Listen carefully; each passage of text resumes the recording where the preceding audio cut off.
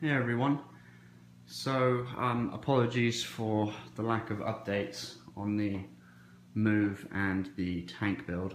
Unfortunately I came down with something and I had to go to the doctors late at night and antibiotics, and yeah, it was all really exciting. So I have not been well for the last few days.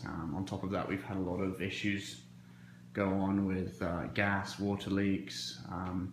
Not been the best few days, but today things are finally settling down. I'm finally starting to feel a bit better, so I thought I would work on the tank today, and because I really want to get the fish out of that holding trough for as long as as soon as possible, really, and get them into the tank.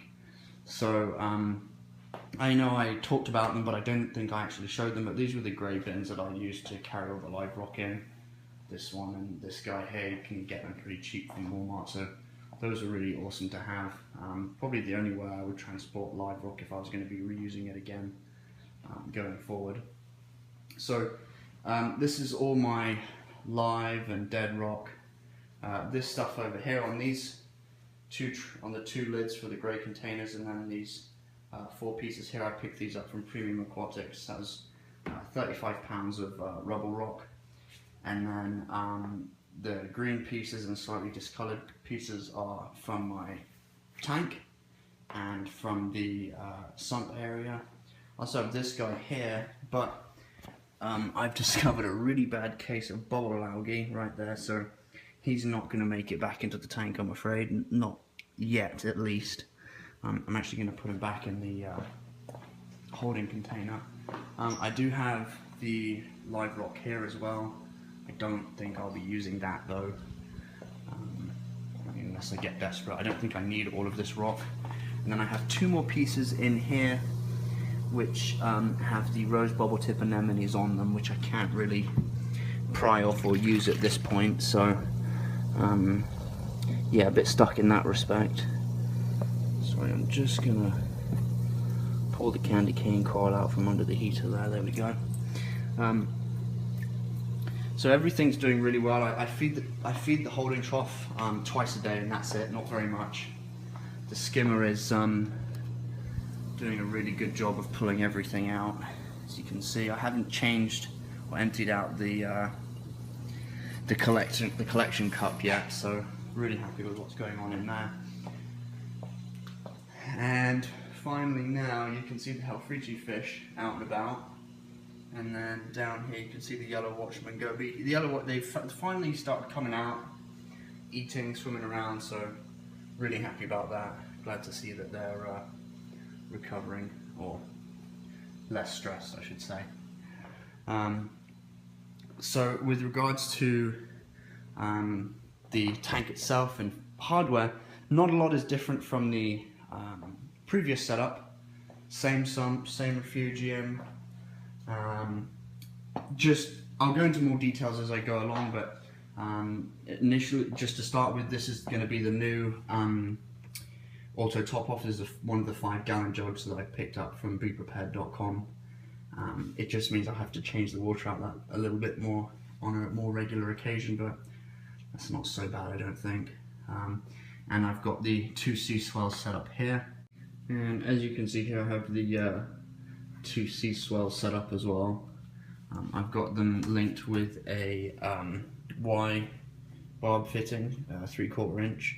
I got that from Marine Depot, and I actually was able to get the Suche 5.0 return pump as well. So I'm really happy with how this is gonna. Well, I'm really happy with how it's turned out. I haven't tested it yet, so we'll keep our fingers heavily crossed that it works as it should do.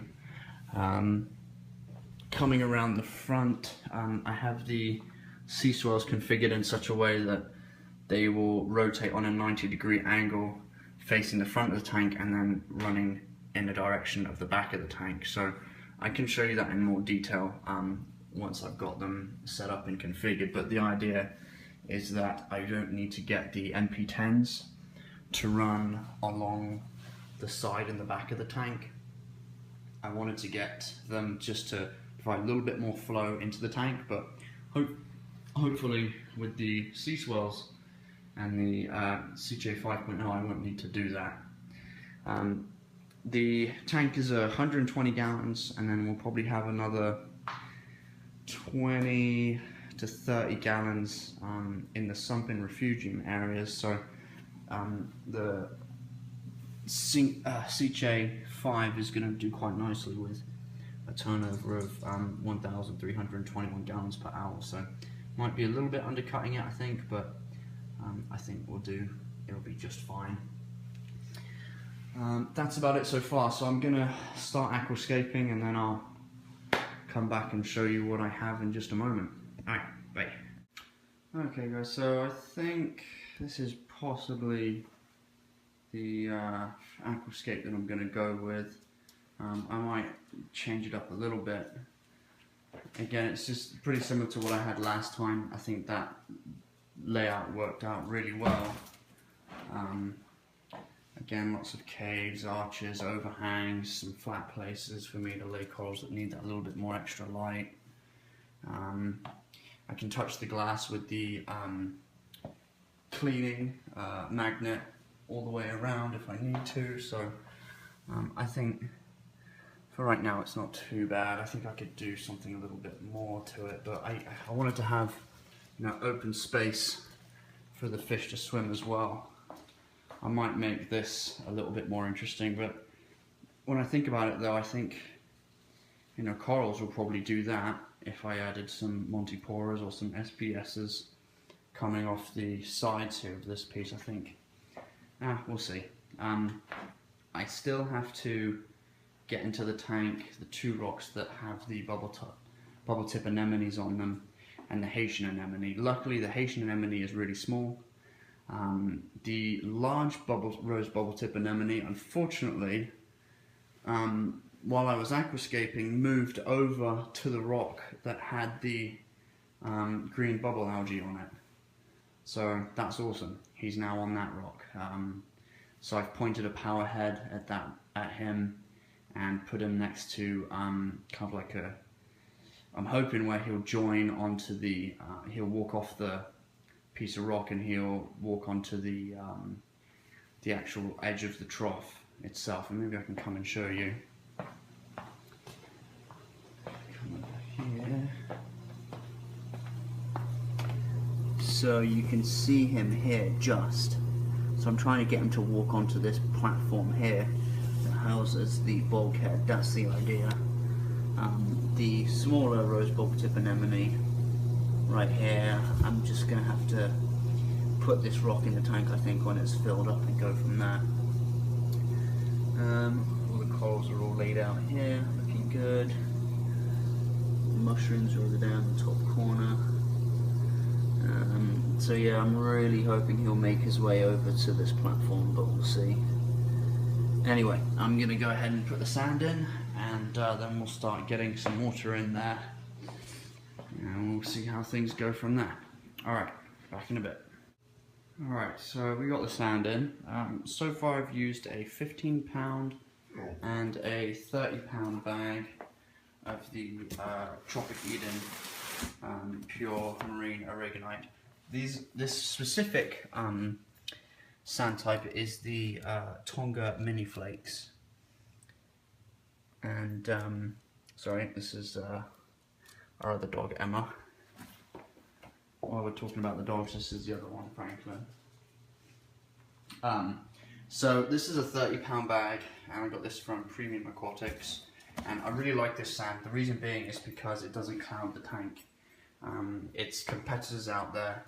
When you fill up your tank, you're going to have to wait about 24 hours or so before you can, before your water's cleared up, unfortunately. So with this specific sand, you don't have to wait for that. There's nowhere near the amount of clouding that you get after you put water in the tank. So as I said, I've got about 45 pounds worth of sand here. I don't like a deep sand bed. I like the sand to be basically at the edge of the plastic frame, so about 1.5 inches, depending on the size of the tank. So I'm probably going to use a little bit more of that bag, but I don't think I'm going to need too much more, and I can always add more if I need to as I go. further down the line because it doesn't cloud. So yeah, I will be back in a minute.